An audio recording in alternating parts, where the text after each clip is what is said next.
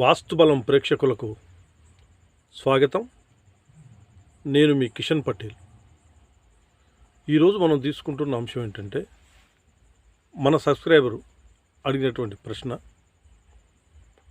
9 అంగుళాల పిల్లర్ వేసి 6 అంగుళాల గోడ కట్టుకోవచ్చా? ఇది మన సబ్స్క్రైబర్ చేసినటువంటి ప్రశ్న. దానికి సమాధానంగా ఈరోజు మనం వీడియో చేస్తున్నాం, చూడండి.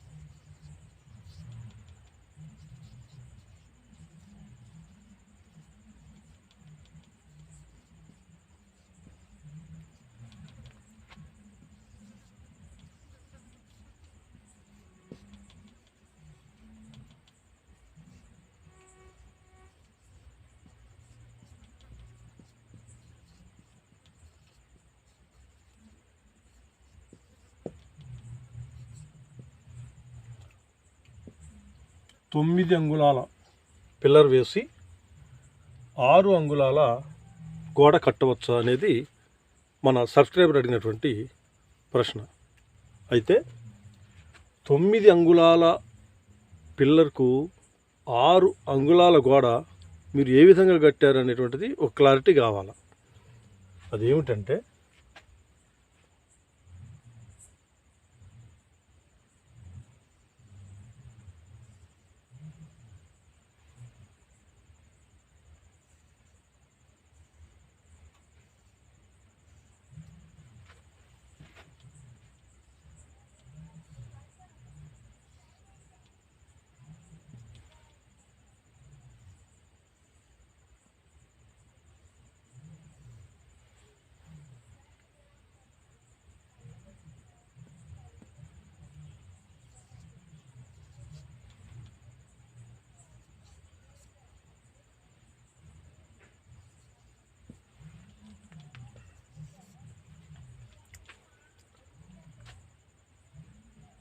నాకు ఈ రకంగా ప్రశ్న అర్థమైంది. 9 అంగుళాల పిల్లర్ వేసి 6 అంగుళాల గోడ కట్టుకోవచ్చా అనేది మన సబ్స్క్రైబ్ చేసినటువంటి ప్రశ్న. నాకైతే ఈ రకంగా అర్థమైంది. నాకు అర్థమైన విధంగా మీకు సమాధానం ఇస్తున్నా.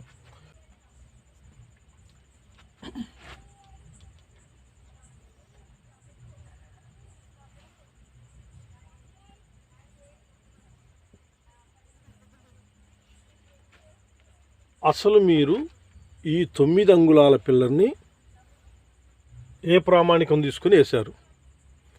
దీనికి ఆయం కట్టుకున్నారా? ఆయం కట్టి 9 అంగుళాల పిల్లర్ వేశారా?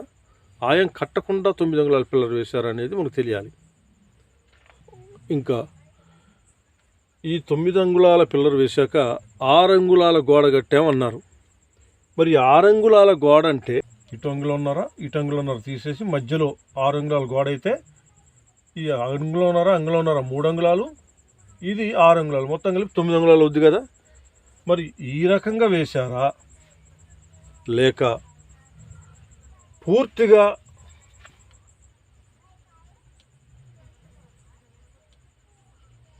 మూడు అంగుళాలు లోపలికే వదిలిపెట్టుకొని బయట పక్క 6 అంగుళాలుగా కట్టారా?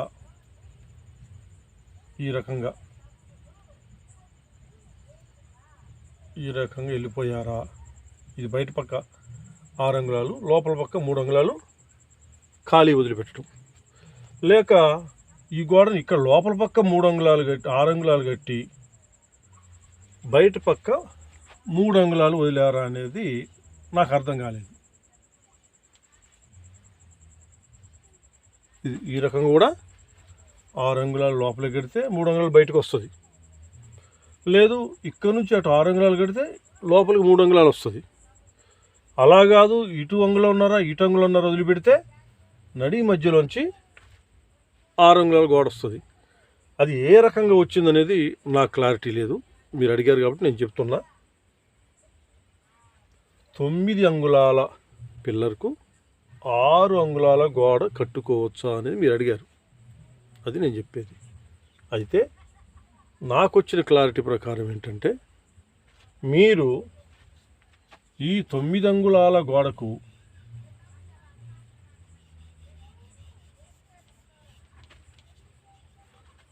బయట నుంచి 6 అంగుళాలు కట్టుకొని ఉంటారు అని నేను అనుకుంటున్నా.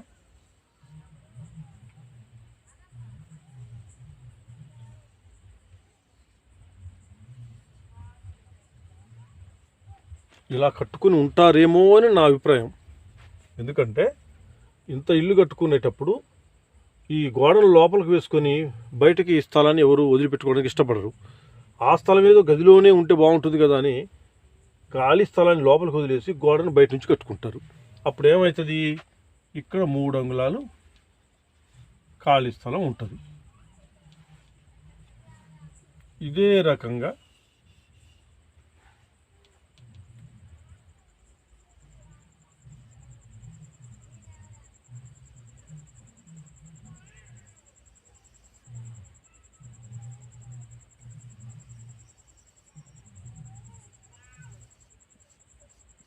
ఇలా కట్టారనుకోండి, పిల్లర్కు బయట అంచును ఖాయం చేసుకొని 6 అంగుళాలు గోడ కట్టారనుకోండి, అప్పుడు ఏమవుతుంది, లోపల మూల 3 అంగుళాలు లోపలికి వచ్చేస్తుంది.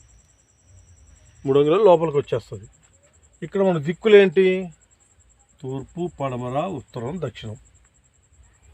వీటికి ఉపదిక్కులుగా ఇవి ఉన్నాయి. ఇది ఈశాన్యం, ఆగ్నేయం, నైరుతి, వాయువ్యం. ఈశాన్యం, ఆగ్నేయం, నైరుతి, వాయువ్యం. ఈ విధంగా మనకు ఉన్నప్పుడు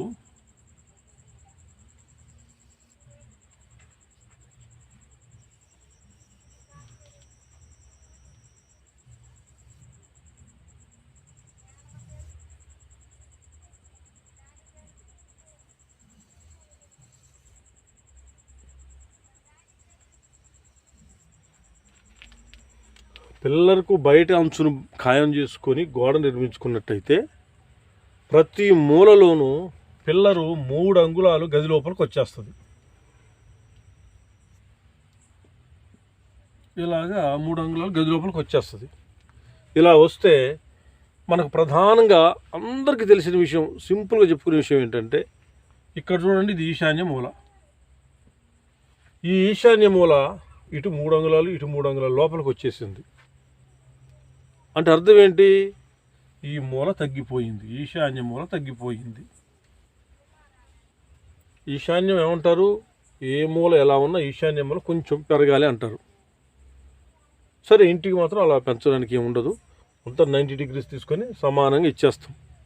కానీ ఇక్కడ మీరు ఏం చేస్తున్నారు అంటే, లోపలకు ఇలా పిల్లర్ని తీసుకొచ్చి గోడని బయటికి నెట్టేసి చూపించడం వల్ల ఇలా వెళ్ళాల్సిన గోడ ఇలా పోయి ఇంత ప్లేసు తక్కువ వచ్చేసింది, ఈశాన్యం తగ్గిపోయింది.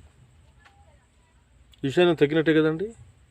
ఒక్క ఈశాన్యంలోనే కాదు, ఆగ్నేయం కూడా 3 అంగుళాలు లోపలికి వచ్చేసింది, నైరుతి అంతే వచ్చింది, వాయువ్యం అంతే వచ్చింది. అంటే మీరు వేసిన ప్రశ్నలో ఇలా కట్టుకుని ఉంటారేమో అని నేను అనుకుంటున్నా. ఓకే, ఇలా కట్టుకుంటే మాత్రం ఇది కరెక్ట్ కాదండి. ఇలా కట్టకూడదు. మనకి ప్రతి మూల తగ్గిపోతుంది అన్నమాట. ఇక్కడికి రావాల్సినటువంటి కోణం ఇక్కడికి వచ్చేస్తుంది. ప్రతి చోట కూడా కోణం తగ్గిపోతుంది. కోణం తగ్గి మూలలు తగ్గిపోతున్నాయి, ప్రతి మూల కూడా తగ్గిపోతుంది. కాబట్టి ఇది సరైన పద్ధతి కాదు. అయితే ఆల్రెడీ మీరు నిర్మించుకుని ఉంటే మాత్రానికి నేను ఒక చిన్న సలహా మాత్రం ఇవ్వగలను. అదొక చిన్న రెమెడీ మాత్రమే. అసలు మీరు కట్టకపోతేనేమో ఇలా కట్టకూడదు అని నేను మీకు ముందే చెప్పగలను. ఇలా కట్టకూడదండి, మూలలు తగ్గుతున్నాయి. కాబట్టి మీరు ఖచ్చితంగా పిల్లర్ ఎంత అవుతుందో అంత మాత్రమే మీరు గోడ కట్టండి. పిల్లర్ని గోడలోకి వెళ్ళిపోవాలి అని నేను చెప్పేవాడిని. కానీ మీరు అడిగిన ప్రశ్నకు మరి మీరు కట్టుకున్నారా లేదా అనేది నాకు తెలియదు. అయితే ఒకవేళ కట్టుకొని ఉంటే ఒక చిన్న రెమెడీ మాత్రం నేను చెప్పగలను. అది పూర్తి పరిష్కారం అని మాత్రం నేను దానికి గ్యారంటీ ఇవ్వలేను. చిన్న రెమెడీ, ఒక ఉపశమనం కలిగించేటువంటి ఒక చిట్కా లాంటిది. అదేంటంటే, మీకు ఇప్పుడు ఇక్కడ నుండి ఇక్కడికి, ఈ పిల్లర్ నుంచి ఈ గోడకి 3 అంగుళాలు ఖాళీ స్థలం ఉండిపోయింది కదా లోపల, ఇంటి లోపల. అంటే ఈ స్థలాన్ని 3 అంగుళాలు ఆక్రమించేసింది ప్రతి పిల్లర్ కూడా. ఈ దోషం పోవడానికి మనం వచ్చే చిన్న చిట్కా ఏంటంటే, 100% పరిష్కారం అని నేను చెప్పను, కానీ చిట్కా ఏంటంటే, మీరు మొత్తం ఫ్లోరింగ్ చేస్తారు కదా, ఇల్లంతా ఫ్లోరింగ్ చేసి ఉంటారు కదా, బండలు కానీ సిమెంట్ కానీ ఏదో గచ్చు చేసి ఉంటారు కదా. ఈ ఫ్లోరింగ్ నుండి కనీసం 1 ఫీట్ ఎత్తు ఈ చుట్టూ కూడా ఈ పిల్లర్ ఎంత ఉందో ఆ పిల్లర్కు సరిపోయేంత ఒక దిమ్మె లాంటిది కట్టండి. ఒక అరుగు లాంటిది, 3 అంగుళాలే, కేవలం 3 అంగుళాల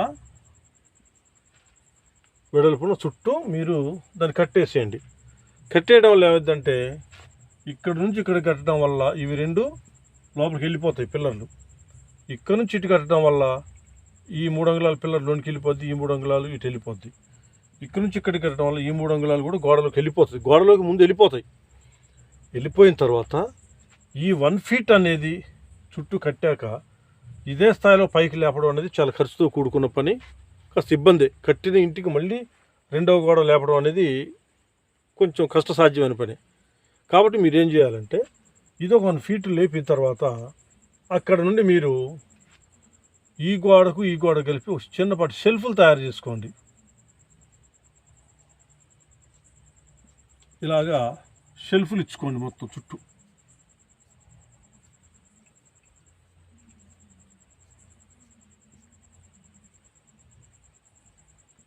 ఇంతకు మించిన మార్గం వేరే కనిపించదు.